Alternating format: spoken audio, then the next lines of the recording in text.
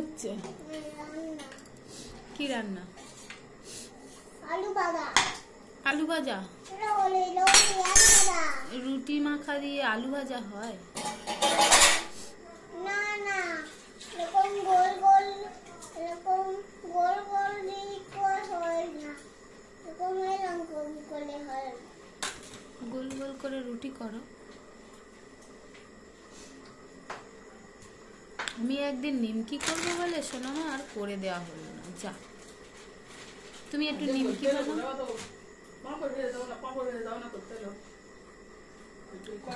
বানাও।